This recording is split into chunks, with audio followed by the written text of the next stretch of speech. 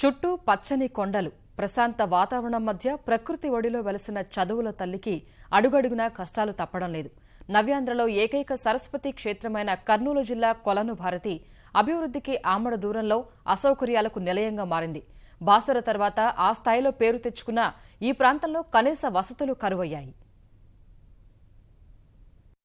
ఆదిలాబాద్ జిల్లా బాసర తర్వాత అంతటి పేరున్న సరస్వతి ఆలయంగా కొలనుభారతికి పేరుంది. కర్నూలు జిల్లాలోని ఈ ఆలయానికి రాష్ట్ర విభజన తర్వాత ప్రాధాన్యం పెరిగింది. కొత్తపల్లి మండలంలో ఉన్న క్షేత్రానికి పక్క రాష్ట్రాల నుంచి భక్తులు వస్తుంటారు.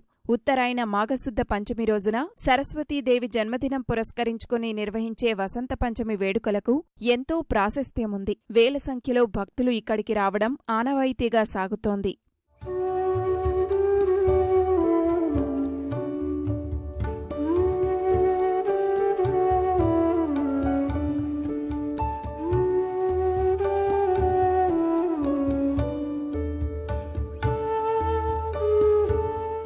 సరస్వతీదేవి పుట్టినరోజు పండుగకు ఏటా శ్రీశైలం భ్రమరాంబ మల్లికార్జునస్వామి దేవస్థానం నుంచి పట్టువస్త్రాలను తీసుకువస్తారు. అమ్మవారికి అలంకరణ చేసి రుద్రాభిషేకం, సహస్రనామ కుంకుమార్చన, పుష్పార్చన, మహామంగళహారతి నిర్వహిస్తారు. అనంతరం చిన్నారులకు పెద్ద ఎత్తున అక్షరాభ్యాసం, బీజాక్షరాలు నిర్వహిస్తారు. 2012లో కాశీనాయన ఆశ్రమం వారు శిథిలావస్థకు చేరుకున్న సప్తశివాలయాలను జీర్ణోద్ధరణ చేసి నూతనంగా ఆలయాలను నిర్మించారు. ఇంతవరకు బాగానే ఉన్నా ఇక్కడకు వచ్చే భక్తులకు సౌకర్యాలు తక్కువ.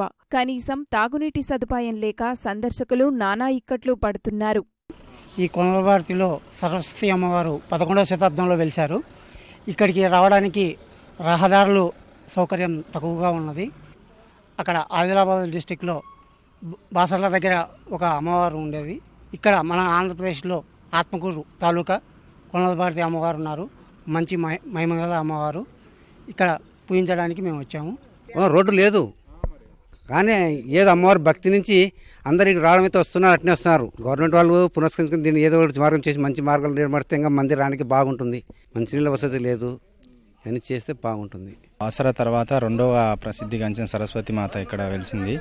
అయితే ఇక్కడ గవర్నమెంట్ ప్రభుత్వము ఇంకా వసతులు ఏర్పాటు చేయాలి. మహిళలకు స్నానము ఘట్టాలు, అట్లనే మరుగుదొడ్లు, ఇంకా ఇక్కడ రోడ్లు కూడా మంచిగా లేవు. ఇంకా దీన్ని మంచి డెవలప్మెంట్ చేసి అభివృద్ధి చేయాలని నేను కోరుకుంటున్నాను. అమ్మవారికి చాలా మహిమ ఉంది. ఏమంటే ఇక్కడికి రావడానికి బస్సులు కన్వీనియంట్ లేదు. ఎప్పుడు కావాలంటే అప్పుడు రాలేమండి, కన్వీనియంట్ లేదు. ఏ టైం అనేది ఆర్టీసీ వాళ్ళు ఒకసారి వస్తుంది కానీ ఎప్పుడు అది తెలియదు, అందరికీ తెలియదు. రోడ్లు కూడా సరిగ్గా లేవు. ఇక్కడ వచ్చి ఇక్కడ నైట్ ఇక్కడే ఉండి హాల్ట్ చేసి మార్నింగ్ అంత బాత్రూమ్స్కి అట్లా అకామిడేషన్ అయితే లేదండి. అవెల్లా ఉంటే చాలా డెవలప్ అవుతుందండి. ఇక్కడ కొలను భారతి నుంచి 3 కిలోమీటర్ల మేర మట్టి రోడ్డు ప్రమాదకరంగా మారింది. ఈ ప్రాంగణంలో మరుగుదొడ్లు, స్నానపు గదులు, స్త్రీలు దుస్తులు మార్చుకునే గదులు, విశ్రాంతి గదులు లేవు. ఇటీవలే బోరు ద్వారా నీటిని సమకూరుస్తున్నా అవి సరిపోవడం లేదు. ఈ తల్లి స్వయంభూగా అవతరించినటువంటి భారతీమాత 18,500,000 సంవత్సరాల క్రితము ఈ ఆలయము జీర్ణోద్ధారణ గావించబడినదని చెప్పి మనకు శాస్త్రాలు ఒక్కాడిస్తున్నాయి.